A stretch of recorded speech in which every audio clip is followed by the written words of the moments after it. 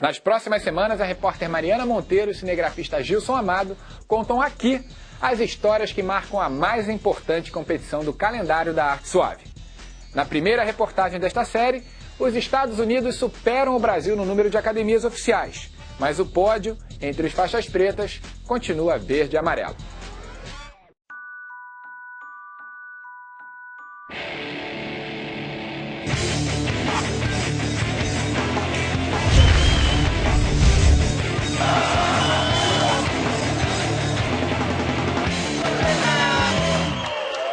O jiu-jitsu brasileiro leva o país de origem no nome, mas ultrapassou as fronteiras do Brasil faz tempo e até já aprendeu a falar uma outra língua. Work the pass, work the pass. Let's go, let's go. 20 seconds, 20 seconds, stay on top. Get him flat in half guard. Califórnia, Estados Unidos. A terra do futebol americano e do beisebol é a casa do jiu-jitsu brasileiro. Tudo começou com a família Gracie. Na década de 70, Carley, filho de Carlos Gracie, foi o primeiro membro do clã a ir para a América do Norte ensinar jiu-jitsu. Anos mais tarde, Rorion, o filho mais velho de Hélio Gracie, se mudou para a cidade de Torrance, Califórnia, e começou a popularizar o esporte. Rorion dava aulas na garagem de casa, que em pouco tempo ficou pequena para o número de alunos. Hoje existem mais academias de jiu-jitsu nos Estados Unidos que no Brasil. No nosso país, são 136 academias filiadas à Confederação Brasileira de Jiu-Jitsu. Nos Estados Unidos, são 247 escolas, cadastradas na Federação Americana. A Califórnia é o estado que tem a maior concentração, 75. É que muitos brasileiros seguiram o caminho de Carley e Rorion e descobriram que nos Estados Unidos poderiam viver do jiu-jitsu. O ex-lutador do UFC, Ricardo Almeida, foi um deles. Há 15 anos abriu uma academia no estado de Nova Jersey. Era muito difícil você fazer dinheiro com o jiu-jitsu no Brasil. O UFC ainda não estava tão grande. Então todo mundo veio para cá, começaram a abrir suas academias e começaram a encher as academias de aluno. O americano gosta muito do esporte de contato. Tanto que os maiores esportes dele, o futebol americano, tem o hóquei, são esportes bem de contato, eles gostam desse lado da luta e explodiu aqui. Há 10 anos, Ricardo Cavalcante trocou o mercado financeiro no Brasil por uma academia de jiu-jitsu em Las Vegas. O professor de jiu-jitsu nos Estados Unidos, na época que eu vim também agora, eu acho que ele completamente é independente, ele não precisa ter um outro trabalho, ele pode viver, sustentar sua família, crescer, educar seus filhos somente com o trabalho do jiu-jitsu. Essa é a diferença básica. E os brasileiros saíram das academias para as livrarias. O pentacampeão mundial Marcelo Garcia, que se mudou há 7 anos para os Estados Unidos, acaba de lançar o segundo livro sobre técnicas de jiu-jitsu, apenas em inglês. O mercado aqui é maior, entendeu? Hoje de compra, de venda, essas coisas, de fazer produto, entendeu? Essas coisas parecem que funcionam melhor aqui. O jiu-jitsu caiu no gosto dos americanos e o número de praticantes cresce a cada ano. Desde 2007, o campeonato mundial, que antes era realizado no Rio de Janeiro, é disputado nos Estados Unidos. A Pirâmide, ginásio da Universidade do Estado da Califórnia, em Long Beach, é mais uma vez o palco do campeonato.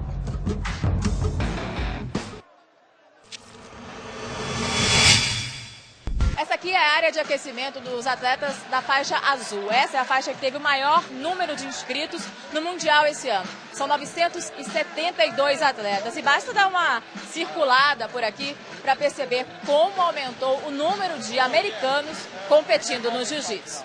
I'm American. Yeah. I'm American.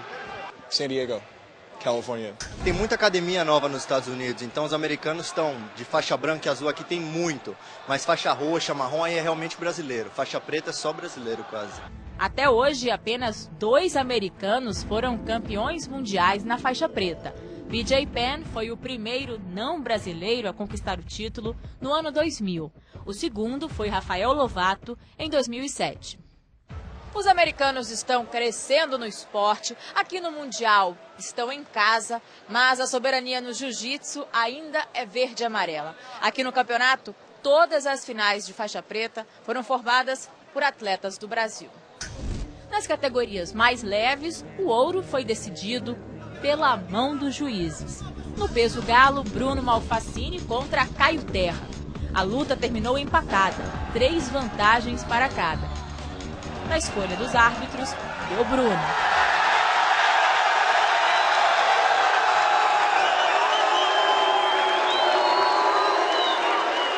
No pluma, Laércio Fernandes enfrentou Guilherme Mendes. Mais um empate. Na decisão, vitória para Gui Mendes. O irmão dele, Rafael Mendes, disputou o título dos pesos pena contra Rubens Maciel, o Cobrinha. Mais uma luta equilibrada que acabou em 2-2. Mais uma vez, o resultado foi definido pelos árbitros e Rafael garantiu o tricampeonato.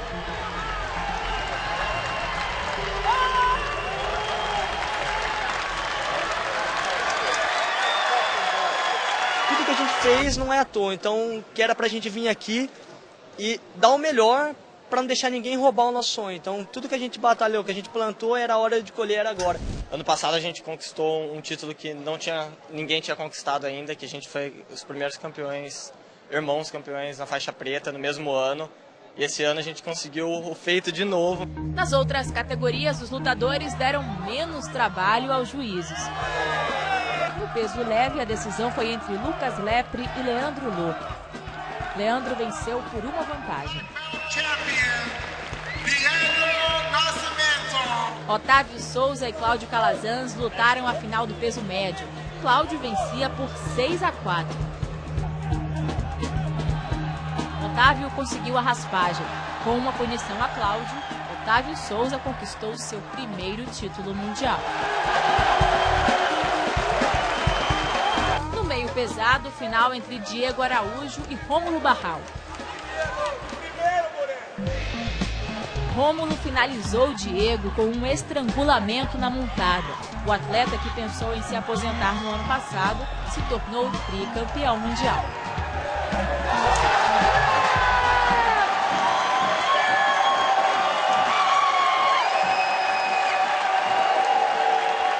Alexandre Ribeiro e Rodolfo Vieira decidiram o título no peso pesado. A vitória por 4 vantagens deu o bicampeonato ao John Jones brasileiro.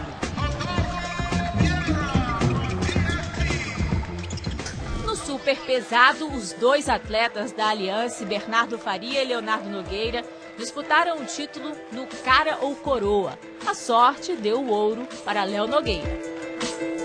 No peso pesadíssimo, a luta foi entre Marcos Almeida, o Bochecha, e Leonardo Leite. Em menos de 4 minutos de luta, Bochecha fez 9-0.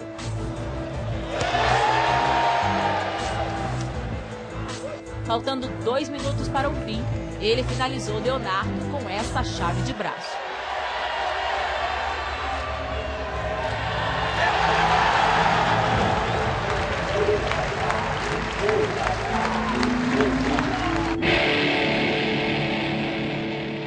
Os atletas do jiu-jitsu saíram do Mundial em Long Beach com uma certeza: os Estados Unidos são a casa do esporte, mas os brasileiros ainda estão no topo da pirâmide.